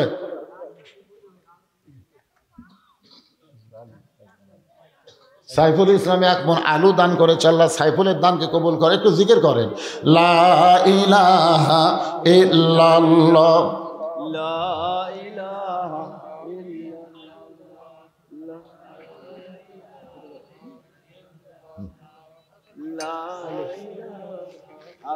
মোহব্বতে লা ইলাহা ইল্লাল্লাহ, লা ইলাহা ইল্লাল্লাহ মুহাম্মাদুর রাসূলুল্লাহ সাল্লাল্লাহু আলাইহি ওয়াসাল্লাম। আবু যর কবরের ভিতর থেকে আওয়াজ শোনার সঙ্গে সঙ্গে কোদাল ফাইলা দিয়া মারছে দৌড়। নির্দিষ্ট সময়ে হযরত আলী ফাতেমার ঘরের মধ্যে ঢুকে দেখে ফাতেমা 3 নম্বর ওসিয়ত করেছে, আমার জন্য কোনো খাটনির ব্যবস্থা করবেন না। আমি মরে যাওয়ার পরে আমার লাশটা কাঁধে নেওয়ার 4 জন মানুষ আমি ফাতেমা দুনিয়াতে দেখতে পাইলাম না। আমার বাবা যদি দুনিয়াতে জীবিত থাকতো, মরা মেয়ে লাশের খাটনি বাবা কাঁধে নেবার পারত, কিন্তু 6 মাস আগে আমার বাবা দুনিয়া থেকে বিদায় নিয়েছে। আমার হাসান হোসেন এত ছোট, যখন ফাতেমা দুনিয়া থেকে বিদায় নেয় তখন হাসানের বয়স হলো 5.5 বছর আর হোসেনের বয়স হলো 4 বছর। চিন্তা করে দেখেন কত ছোট। আমার 2টা সন্তান তো খাটনি কান্দে নিবার পারবে না, শুধু আপনি আমার দেহটা কান্দে করে নিয়ে ওই জান্নাতুল বাকির পূর্ব কোণায় সবুজ রঙের যে বাতি জ্বলবে ওই বাতি বরাবর আমাকে দাফন করবেন। হযরত আলী গভীর রাত্রে ফাতেমার লাশটা নেওয়ার জন্যে ঘরের মধ্যে ঢুইকা দেখে ফাতেমা নিজে নিজেই গোসল করেছে, নিজে নিজেই গোসল করেছে। মা খাদিজাতুল কুবরা বলে, আমি মা হয়ে আল্লাহর নামে শপথ করে বলতেছি, আমার ফাতেমা যখন জন্ম নেয় আমি মা হয়েও তার ইজ্জত দেখতে পারিনি। জন্ম নেওয়ার সঙ্গে সঙ্গে ফাতেমা এ জায়গায় 2টা হাত দিয়া এই দুনিয়াতে ভূমিষ্ঠ হয়েছে। মা খাদিজা বলেছে, আমার ফাতেমা যখন পেটে ছিল আমার পেটে বাচ্চা লড়াচড়া করে, কিন্তু বাচ্চার কোনো ওজন আমি বুঝতে পারি না। আমার ফাতেমা যখন দুনিয়াতে প্রসব হলো আমি খাদিজা বলতেছি আমি মা হইয়া প্রসব বেদনা বুঝতে পারি নাই। সেই ফাতেমা নিজে নিজেই কাপড়ের কাপড় পরেছে, শুধু চেহারা মোবারক আর 2টা হাত বের করে রাখছে। এই 2টা হাত বের করে রাখার কারণ হলো হাসানকে ডান পাশে ঘুমায় দিছে আর হোসেনকে বাম পাশে ঘুমায় দিছে। কারণ এই 2টা বাচ্চা যদি চেতন থাকে তাহলে মাকে দাফন করার ব্যাপারে বাপকে ডিস্টার্ব করতে পারে। এই জন্য মা জননী 2টা সন্তানকে ঘুমায় দিছে। হযরত আলী ঘরের মধ্যে ঢুইকা দেখে 2টা সন্তান ঘুমায় গেছে আর ফাতেমা চিরতরে বিদায় নিয়েছে। কি করবে? 2টা বাচ্চার মাঝখান থেকে ফাতেমাকে তুলে কাঁধে নিয়ে দরজায় গিয়ে বলতেছে, আল্লাহ এ হাসান হোসেন ঘুম থেকে চেতন পাওয়ার পরে যদি আমাকে ধরে বলে, বাবা যেই মা আমাদের মাঝখানে শুয়ে আমাদেরকে ঘুমায় দিল সেই মা এখন কোথায় গেল? কি করবে? হযরত আলী কাঁধে করে নিয়ে রাতের অন্ধকারে দাফন করার নিয়তে জান্নাতুল বাকির পূর্ব কোণে আবু যর বলে চিৎকার দিলেন, কোথায় রে? সরে যা ফাতেমার কবর ছেড়ে। কিন্তু আমার আল্লাহ তাআলা আবু যরকে অনেক আগেই কবর থেকে খেদায় দিচ্ছে। হযরত আলী কবরের পাশে গিয়া দেখে কোদাল পড়ে আছে, আবু যর গিফারি কবরের কাছে নাই। নিজের কান থেকে ফাতেমাকে কবরের মধ্যে দাফন করে আল্লাহকে বলতেছে, আল্লাহ তোমার পর্দানিশী বান্দি ফাতেমা এই দুনিয়া থেকে পর্দার মধ্যে বিদায় নিল। আল্লাহ আমি স্বামী হয়ে দোয়া করি ফাতেমাকে তুমি কবুল করে নাও। কিন্তু আল্লাহ আমার মনের মধ্যে বড় ভয়, ফাতেমাকে কবর দিয়ে আমি যখন বাড়ি যাব আমার দুইটা সন্তান চেতন পাবে। এরা চেতন পায় যদি বারবার মায়ের কথা বলে। এখন পর্যন্ত ওদের নানা কোন জায়গায় কোনো সাহাবী বলে নাই। আবু বকর বলেছে, হাসান হোসেন যতদিন নানা নানা বলে কানবে খবরদার নবী রওজা দেখায়া দিও না। এরা দুই ভাই যদি রওজার পাশে এসে নানা নানা বলে চিৎকার দেয়, আমি আবু বকর বলতেছি নবীর ঘুম ভেঙ্গে যাবে। রওজার মধ্যে কিন্তু আমাদের নবী মরে নাই। ইসলামের আলো জ্বালায়া দিয়া নবী ঘুমায়া আসেন সোনার মদিনায়। সবাই বলেন ইসলামের পতাকা উড়ায়া দিয়া নবী শুইয়া আসেন সোনার মদিনায়। আল্লাহ যদি আমার দুইটা সন্তান আমাকে বলে, আব্বা আমাদের মাকে কোন জায়গায় কবর দিছে কবরটা দেখা দাও। এখন হাসান হোসেন ফাতেমার কবর ধরে যদি কান্নাকাটি করে তাহলে আশেপাশের লোক ফাতেমার কবর বুঝতে পারবে। তাহলে রাতের অন্ধকারে কবর দেওয়া লাভটা কি? এই কথা বলার সঙ্গে সঙ্গে হতারি তাকায় দেখে সামনে কয়েকটা পুরাতন কবর দেখা যায়। এই মাত্র ফাতেমার কবর দিছে, সেই নতুন কবর আর নেই। পুরাতন কবরের ভিড়ে নতুন কবর আর দেখা যায় না। গোটা জান্নাতুল বাকি হযরত আলী দৌড়ায় আর বলে ফাতেমার কবর, এখনই কবর দিলাম, সেই কবরটা কোন জায়গায়? আল্লাহ বলে, আলী আমার ফাতেমা হলো পর্দানিশী, আমি আল্লাহ জহুরা ডিগ্রি দিয়ে ফাতেমার কবরটাকেও কিয়ামত পর্যন্ত পর্দা করে দিয়েছি। আমার মায়েরা যারা পর্দার অন্তরালে আপনাদের জায়গা হচ্ছে না মা, ভিড়া ভিড়ি করে আপনারা বসেছেন। আজকে ওয়াজটা সার্থক হবে যদি আপনারা আল্লাহর আইন পর্দা মেনে চলেন। পর্দার মধ্যে যদি থাকেন, আপনি যদি নামাজ কমও পড়েন আল্লাহ আপনাকে মাফ করে দিবে। যদি রোজা কমও করেন আল্লাহ মাফ করে দিবে। যদি স্বামীর খেদমত কমও করেন তাও স্বামী আপনাকে ক্ষমা করবে। কিন্তু পর্দার ব্যাপারে কোনো ছাড় নাই। এই পর্দাটা পুরাপুরি আপনাদের করতে হবে। পুরুষের জন্য 1 নম্বর হলো নামাজ। পুরুষের জন্য 1 নম্বর কি? আর নারীদের জন্য 1 নম্বর নেক আমলের নাম কি? সবাই বলা লাগবে। এখন আমাকে বলতে যে হুজুর এত মুসল্লি দোতলা করা লাগবে হুজুর, একতলা তার হচ্ছে না। আমি 3 বার শুকরিয়া আদায় করলাম, আলহামদুলিল্লাহ আলহামদুলিল্লাহ আলহামদুলিল্লাহ। এত মুসল্লি হয় হুজুর একতলা হচ্ছে না, এই জন্য দোতলা করার জন্যে মসজিদ উন্নয়ন কল্পে মাহফিল করতেছি। আচ্ছা ঠিক আছে বাবা, ফজরের খবর কি? তোর হুজুর ফজরে এক কাতারে হয় না। জোহরের খবর কি? কয় কাজ কামের দিন আসে না। আসরের খবর কি? কয় বাজারত গেছে। মাগরিবের খবর কি? কয় বাজার করে এসে চিন্তা করতেছে জিনিসপত্রের যে দাম। এসার খবর কি? কয় ফজরও যা এসাও তে। তো মসজিদের মধ্যে কয় কাতার আছে? কয় 9 কাতার হুজুর। তো এক কাতারের মুসল্লি হয় না, তাহলে দোতলা করবে কেন? তখন বলতেছে ওই যে জুমার দিনে সবার শেষে আসা আগে যায়, ওই শালাকের জন্য দোতলা করা লাগবে। ওরা কিন্তু মুসল্লি না, ওরা হলো শালা। আপনারা বলেন তো জুমার দিনে সবার শেষে আসা আগে বার হয়ে যায় ওই মুসল্লি? আল্লাহ কয় তোর নামাজ আমার দরকার নাই রে, তুই হলো ফাওয়াইলুল মুসাল্লিন, তুই হলো শয়তানের বড় ভাই। যারা শুধু জুমার নামাজ পড়েন 5 ওয়াক্ত পড়েন না, রহমানুর রহিম আল্লাহ হয়তো একসময় আপনাকে দয়া করে বলতে পারে যারা শুধু জুমার নামাজ পড়েছো আমি আল্লাহ তাদের জান্নাত দিলাম, যাও। তোমার জুম্মা বাড়ি সেই খুশি হবে, যাক রে আল্লাহ আমাকে জান্নাত দিল। এক দৌড়ে জান্নাতের কাছে যায়, দেখবে জান্নাতের দরজা তালা। তখন কয় আল্লাহ আপনি আমাকে জান্নাত দিলেন, তালা যে চাবি তোরকে কাছে আছে, খোঁজ। চাবি খুঁজে দেখে একটা আছে, তালার মধ্যে ঢোকে ঠিকই কিন্তু ঘোরে না। তেলতলা চাবি ঢুকিছে কিন্তু ঘোরে না। তোকে আল্লাহ চাবি তো ঢুকলো কিন্তু ঘরে না কেন? আল্লাহ বলতেছে পাগলা, তালার মধ্যে 5টা দাগ আছে, তোর চাবির মধ্যেও 5টা দাগ থাকা লাগবে, দাগে দাগে মিল হবি, কুট্টুস করে খুলে যাবি। তোকে আল্লাহ এটা কিসের দাগ? বলে এটা হলো 5 ওয়াক্ত নামাজের দাগ। তোর দাগ আছে কেন কান্দিস গা? জুম্মার নামাজ পড়ছু, 5 ওয়াক্ত পড়িসনি, জান্নাত দেখে ফেরত যা।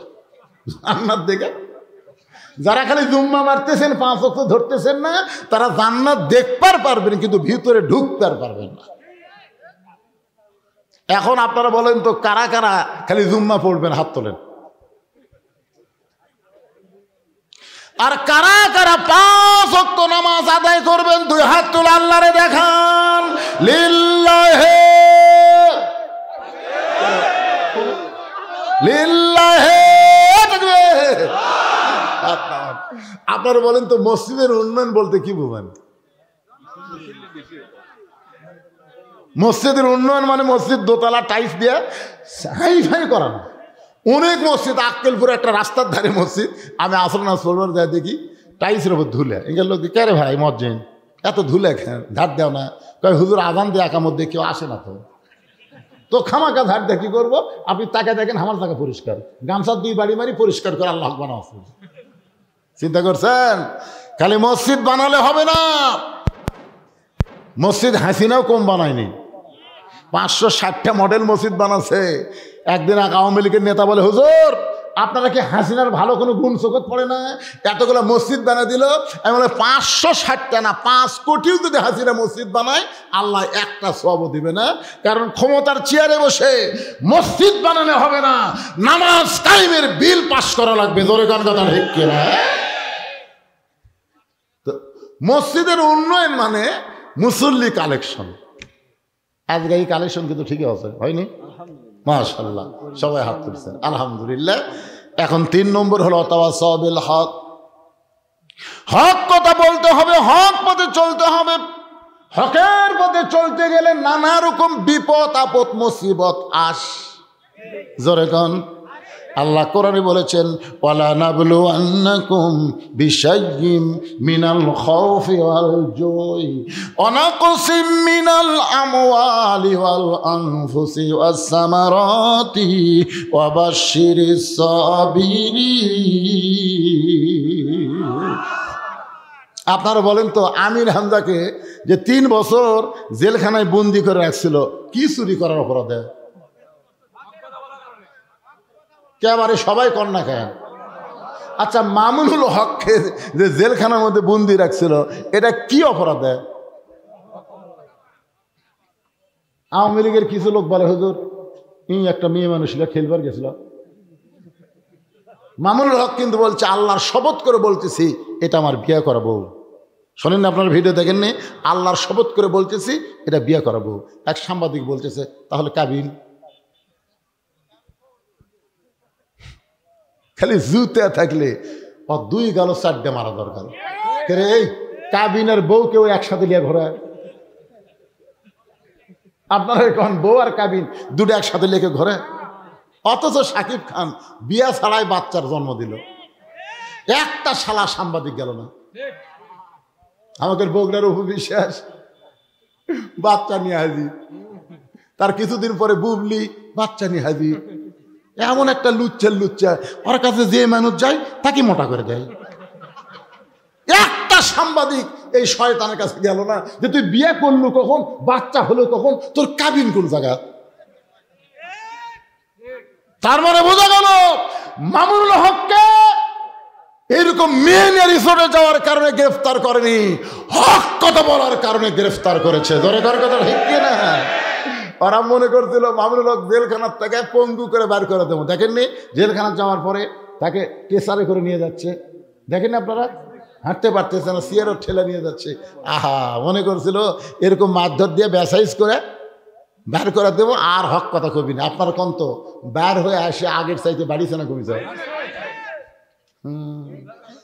অথবা সাবেল হক জীবন দিবে, মুসলমান জীবন দিতে পরোয়া করবে না, কিন্তু আল্লাহর কোরআনের জন্যে, কোরআনের পক্ষে, হক পথে তারা সব সময় থাকবে। জোরে কোন কথা ঠিক কিনা? দরকার হলে আমরা জীবন দিব, কিন্তু আল্লাহর কোরআন এক মুহূর্তে আমরা ছাড়ব। অথবা সাবিল হক, হক কথা বলতে হবে, হক পথে চলতে হবে। হক পথে চলতে গেলে অনেক সময় নানা ধরনের বিপদ আপদ মুসিবত আসবে। এই জন্য আল্লাহ বলেছেন অথবা সাবিল সবর।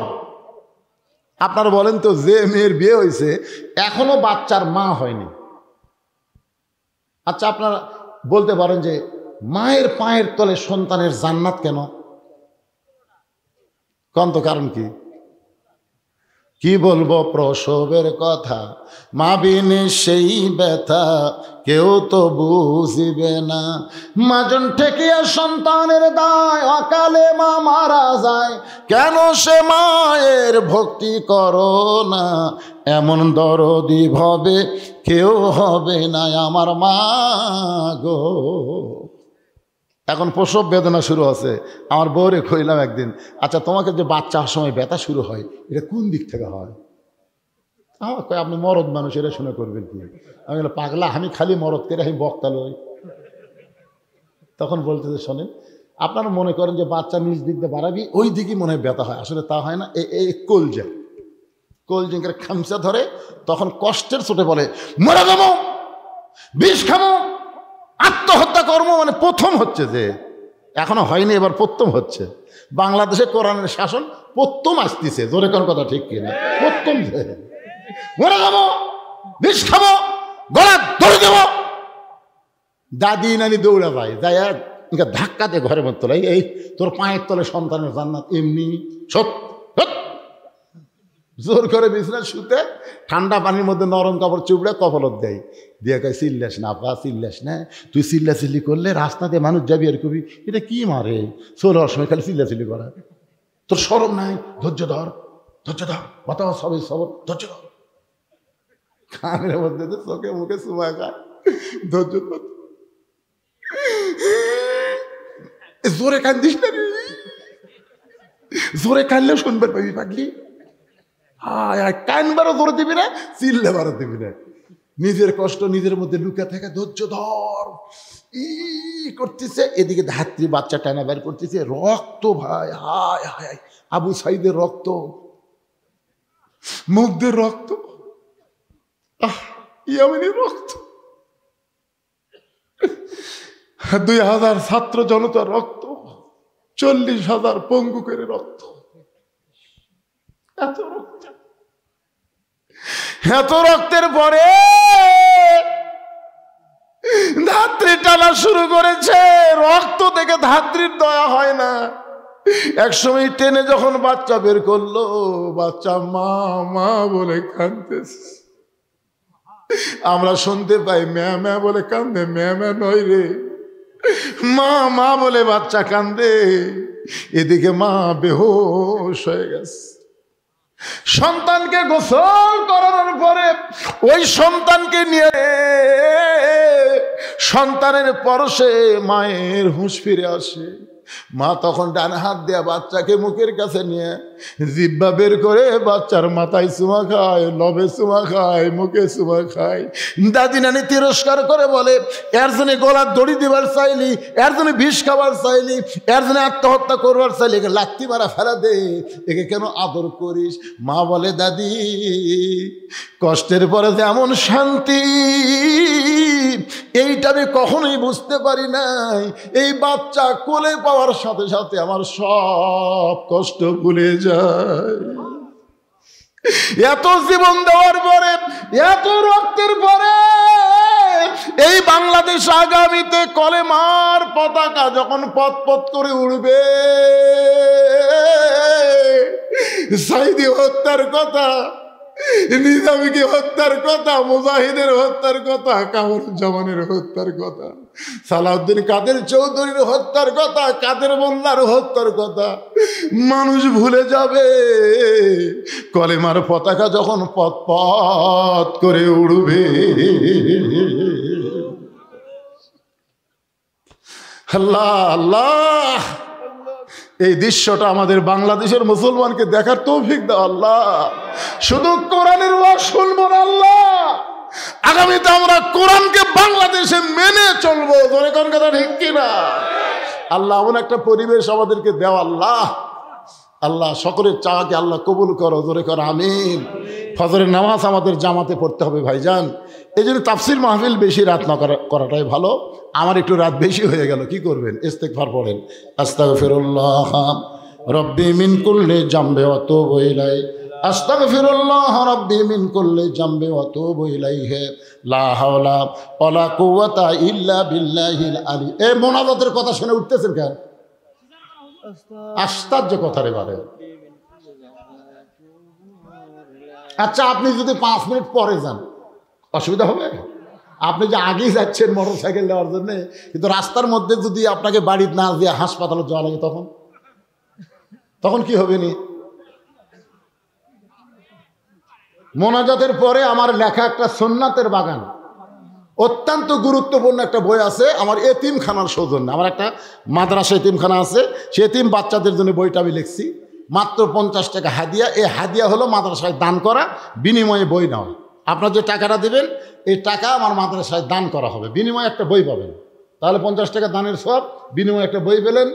একটা পয়সাও কোনোদিন আমাদের পেটে যায় না, সমস্ত টাকা এতিমদের পিছনে খরচ করা হয়। যদি কেউ পারেন মোনাজাতের পরে বইটা নেবেন ইনশাল্লাহ। আজকের মাহফিলের সম্মানিত সভাপতি সাহেবকে তার সমাপনী ভাষণের পরে ইনশাল্লাহ আমি আপনাদেরকে নিয়ে মোনাজাত করবো, আল্লাহ যদি তৌফিক।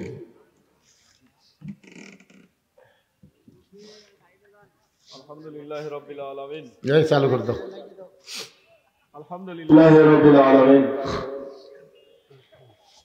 অতঃপর তাফসীর মাহফিলের সম্মানিত প্রধান অতিথি, প্রধান বক্তা, মুসল্লিবৃন্দ, মা বোনেরা, সবার প্রতি আমার বিদায়ী সালাম। আসসালামু আলাইকুম ওয়া রাহমাতুল্লাহ।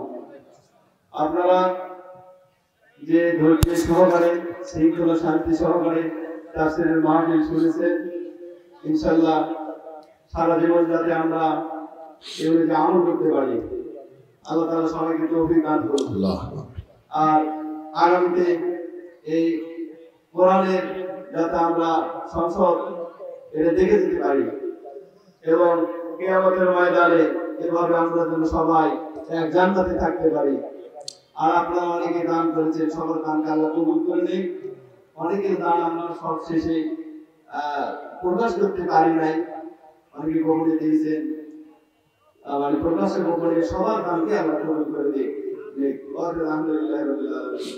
সবাইকে আবারও আমার আন্তরিক সালাম। আসসালামু আলাইকুম ওয়া রাহমাতুল্লাহ।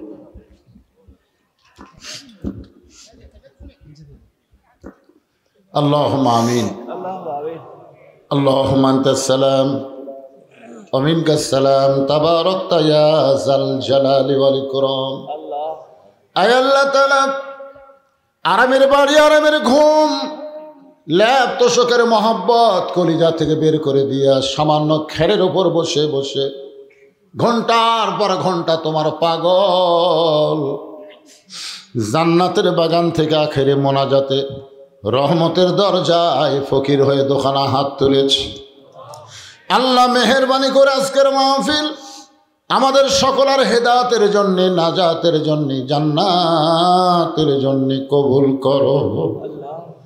এই মাহফিলের শুরু থেকে শেষ পর্যন্ত যত আলোচনা হয়েছে আল্লাহ, এর মধ্যে যদি ত্রুটি হয়, ভুল হয়, মাফ করে দিও। এর জাহাদিয়া মঞ্জুর করো সোনার মদিনায় নবী পাকের রওজা মুবারকে আল্লাহ কবুল করে নিও। तमाम अंबियाए किराम, असहाबे किराम, उम्माहातुल मोमिनीन, शहीद शहीदान, জান্নাতুল বাকি, জান্নাতুল মাওসহ পৃথিবীর যত গোরস্থানে যত মুর্দা শুয়ে আছে আল্লাহ সকলের আরওয়াহ পরে হাদিয়া কবুল করো। মাবুদ, আমরা যারা হাত তুলেছি, আমাদের জনম দুঃখিনী মা যাদের কবরে চলে গেছে, ছোট্ট একটা শব্দ হলো মা। এই নামের মধ্যে কি মধু, যাদের মা নাই তারাই বুঝতেছে। এই দরদি মা যাদের কবরে গেছে আল্লাহ আমি সহ আমরা যারা মারা আল্লাহ তোমার দরবারে হাত তুলেছি, মেহেরবানি করে মায়ের কবরকে জান্নাতের টুকরা কবুল করো। বাবার বাড়িঘর সবই আছে, আমাদেরকে এতিম করে থিয়ে আমাদের বাবা যাদের কবরে চলে গেছে, আল্লাহ মেহেরবানি করে বাবার কবর জান্নাতের টুকরা কবুল করো।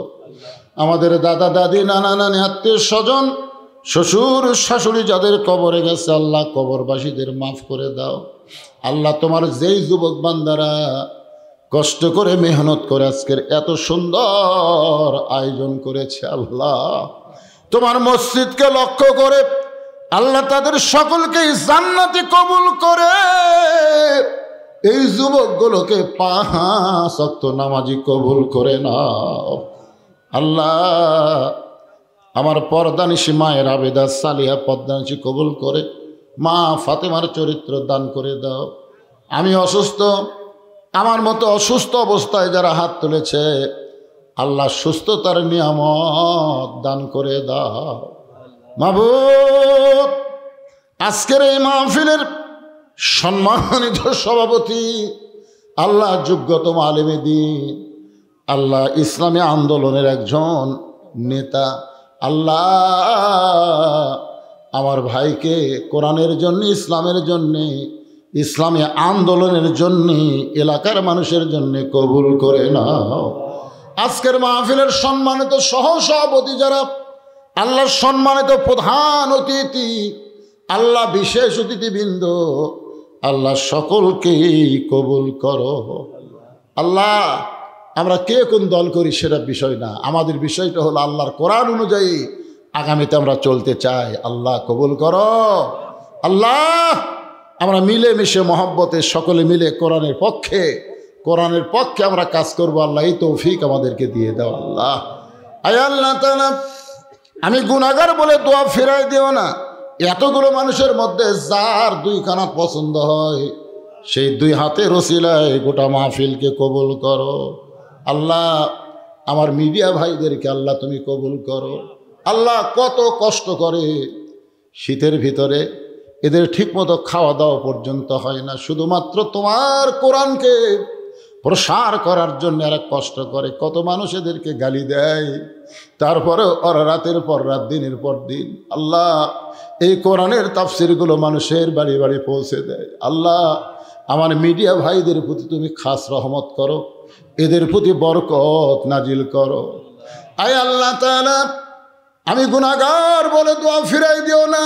গোটা বিশ্বের মুসলমানের মধ্যে ফিলিস্তিনের মুসলমান বড় কষ্টে আছে আল্লাহ, আবার ফিলিস্তিনের মুসলমানকে হেফাজত করে বাইতুল মুকাদ্দাস তাদেরকে ফিরে দাও। ইসরায়েলি ইহুদি শয়তানকে আল্লাহ পৃথিবীর মানচিত্র থেকে ধ্বংস করে দাও। আয় আল্লাহ তাআলা তুমি আমেরিকা পুরাবার পারো, তুমি সবই পারো, তাহলে ফিলিস্তিনের মুসলমানকে তুমি কেন বাইতুল মুকাদ্দাস দিবা না? আল্লাহ দিয়ে দাও। সিরিয়ার মুসলমানকে তুমি মুক্ত করেছো, মিশরের মুসলমানকে মুক্ত করে দাও। আমাদের বাংলাদেশ নিয়ে ভারত যদি কোনো চক্রান্ত করে গোটা ভারত ভাঙ্গা তুমি খান খান করে দাও। আমরা ভারতের বিরুদ্ধে না, কিন্তু ভারত আমাদের বিরুদ্ধে যদি কোনো ষড়যন্ত্র করে সব ষড়যন্ত্র মোকাবেলা করার মতন ইমানি শক্তি বাংলার মুসলমানকে আল্লাহ দান করে দাও। কত মানুষের জানাজার নামাজ আমরা পড়েছি, এই 2 হাত দিয়ে কত কবরে আমরা মাটি দিয়েছি। একদিন আমরা সবাই মরে যাব। যেদিন আমাদের মৃত্যু হবে দিনটা যেন জুমার দিন হয়, মাসটা যেন রমজান মাস হয়। ইমানের সাথে ইজ্জতের সাথে এই দুনিয়া থেকে বিদায় নেওয়ার কালে আমাদের সকলের জবানে জারি করে দিও লা ইলাহা ইল্লাল্লাহু মুহাম্মাদুর রাসূলুল্লাহ সাল্লাল্লাহু আলাইহি সাল্লাম। আসসালামু আলাইকুম ওয়া রাহমাতুল্লাহ।